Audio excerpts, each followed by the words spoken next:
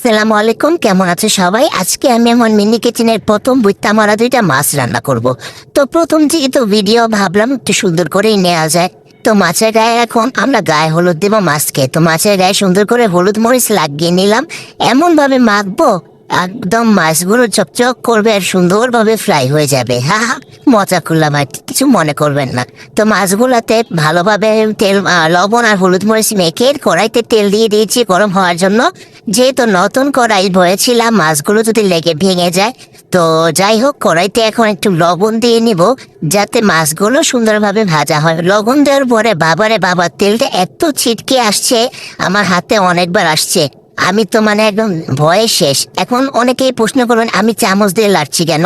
তো আমার এখানে যেহেতু নতুন মিনি কিচেন খুচুন পাইনি, তো খুব শীঘ্রই নিয়ে আসবো। এখন এটা একটু স্কিপ করবেন, আগেই বলে নিলাম, না হলে তো আপনারা কমেন্ট করে মাথাটা খেয়ে ফেলবেন। তো এই তো এখন বুঝতে আমরা মাছগুলো কড়াইতে দিয়ে নিয়েছি এবং সুন্দর করে যাতে ভাজা হয়, একটু মাছের কাঁচা গন্ধ না আসে, তো এর জন্য ভেজে নিব। অনেকে আবার যে ভাববেন যে এগুলো হয়তো ফেলে দেবো, এগুলো ফেলে দেবো না কোনোটাই, সবগুলো আমি নিজে খাবো, তাই রান্না করছি সুন্দরভাবে, যেভাবে আমি বাসায় রান্না করি সেইভাবেই। তো আমার এখন মাছগুলো উল্টে দিচ্ছি, খুব ভালোভাবে ভেজে নেব। ও মা, মাছের চামড়া কই গেল?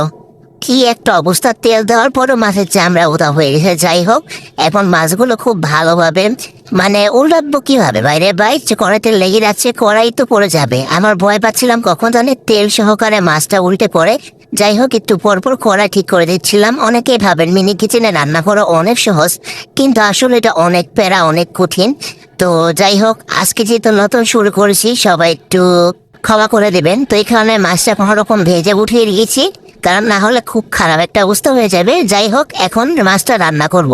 তো এখানে পেঁয়াজ কাঁচামরিচ আগে কেটে নিয়েছিলাম, তো পেঁয়াজ আর কাঁচামরিচগুলো ভালোভাবে কড়াইতে দিয়ে দিচ্ছি, এখন ভেজে নিব। তো যেভাবে আমরা নর্মালি রান্না করি সেভাবেই রান্না করব। জানি না কেমন হবে খেতে, যাক আজকে যেহেতু প্রথম শুরু করেছি, আপনারা একটু ক্ষমার চোখেই দেখবেন। যাই হোক, পেঁয়াজটা আর কাঁচামরিচটা ভাজা হয়ে গেছে, এখন মশলাপাতি দিব। তো এখানে লবণ দিয়ে নিলাম, আদা রসুন বাটা কি হয়ে গেল, আদা রসুন বাটা দিতে যে নিচে পড়ে গেছে। যাই হোক, আমি আর ওটা দেনে পরিষ্কার করে তারপরে এখানে মরিচের গুঁড়া আর শুকনো মরিচের গুঁড়া দিয়ে নিলাম, দিয়ে ভালোভাবে কষিয়ে নিব। কষানোর পরে এখানে সামান্য একটু পানি দিব, না হলে লেগে যাবে, পুড়ে পুড়ে যাচ্ছিল। যাই হোক, এখন পানি দিয়ে নিব, দেওয়ার পরে তারপরে বাকি রান্নাটা শেষ করব। এখন এগুলা দেওয়ার পরে মশলাটা খুব ভালোভাবে কষিয়ে নেবো, মানে ঢেকে দিব একটু। যাই হোক, আমি আবার একটু নেড়ে দিলাম, নেড়ে দেওয়ার পরে এখন এই তো টমেটোগুলো দিয়ে নেব, কারণ যেহেতু মিনি কিচেন অত সময় নিয়ে রান্নাও করা যাবে না। আর মানে বারবার মানে চুলাটা অফ হয়ে যাচ্ছিল, মানে আগুন নিভে যাচ্ছিল। তো যেহেতু প্রথম আর চুলাটাও নতুন, তো তার কারণে এরকম হচ্ছিল। এখন একটু ঢেকে দিলাম, এই তো ঢাকনা উঠিয়ে আবার একটু নাড়াচাড়া দিয়ে এখন আমি আবার একটু ভালোভাবে টমেটোগুলো গলিয়ে নিচ্ছিলাম, যাতে টমেটোগুলো না গললে খেতে তেমন একটা মজা লাগবে না। যাই হোক, এখন মাছগুলো দিয়ে নিব। জানি না আপনাদের কাছে আমার ভিডিও কেমন লাগবে, আশা করি ভালোই লাগবে। তো পুরো ভিডিওটা দেখেন। আমি শুধু কিন্তু মিনি কিচেনে আজকে মাছই রান্না করিনি, আর অনেক কিছুই রান্না করেছি, ওগুলো দেখতে পারবেন নেক্সট ভিডিওতে। তো যাই হোক, এখানে মাছগুলো দিয়ে এখন পানি দিয়ে আমি কষিয়ে নিব, ভালোভাবে রান্না করে নেব।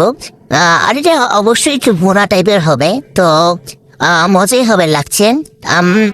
কেমন হয়েছে খেতে সেটা আমি ভিডিওর শেষে শেয়ার করব। তারপরে তো হয়ে আসছে, এখন একটু ধনিয়া পাতা দিয়ে নিয়েছি।